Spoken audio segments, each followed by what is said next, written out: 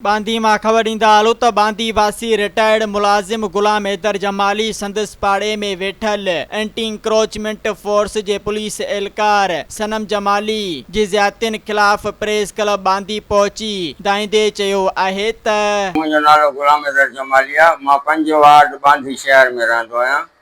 4 ॾींहं पहिरियां मुंहिंजे ख़िलाफ़ हिकिड़ी प्रेस कॉन्फ्रेंस थी आहे त ही माण्हू आहे जेको साईं हिकु असांजे पाड़े जी मूंसां गॾु हिकु औरत आहे, उहा आहे पुलिस में आहे, लेडी इंकरेजमेंट पुलिस में आहे, फोर्स में आहे, पाड़े में गॾु आहे, सनम नालो अथसि सर।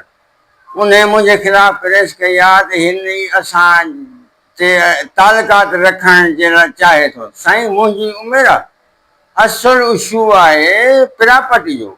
उन खां हटी मूं बुज़ुर्ग जे मथां एॾा इल्ज़ाम हणण, छा मां अहिड़ो आहियां? सॼे शहर खां सॼे पाड़े खां तव्हां पुछा कयो।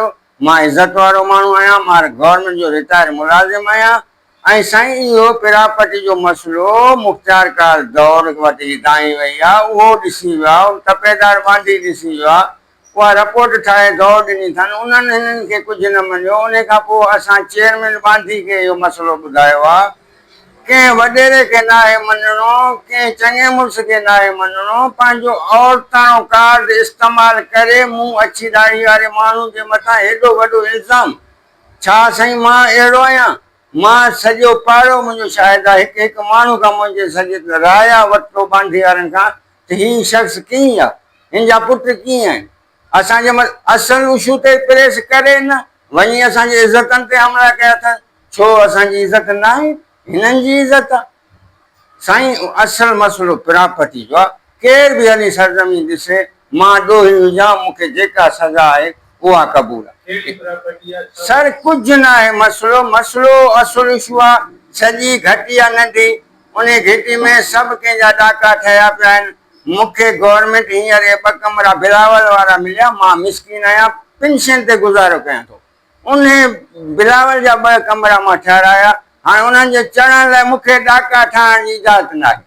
मूंखे मुख़्तियार साहबकार चई बाबा तूं ॾाका न ठाहिजांइ।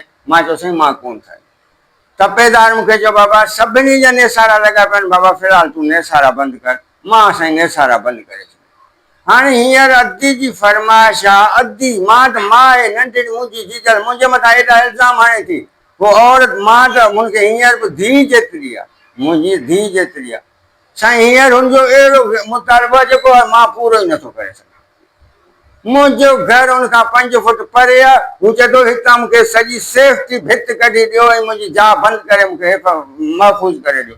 साईं मां 5 फुट तोखां परे आहियां। उहा भित मुख़्तियार कार मूंखां न कढराई। चई बाबा तोते भित पवे ई नथी, उहा मां कीअं कढराए ॾींदुसि। मां सॼे वस वारे deputy commissioner Nawab Shah, SP Nawab Shah, तालुके दौर जे बाला ऑफिसरनि खे, बांदी जे SHO खे, पर वॾी क़यादत खे, बिलावल साहब खे, बख्तावर टोटलनि खे मुंहिंजी ग़रीब जी अपील आहे त मूंसां इंसाफ़ कयो, मुंहिंजी अछी ॾाढी जी इज़त कयो।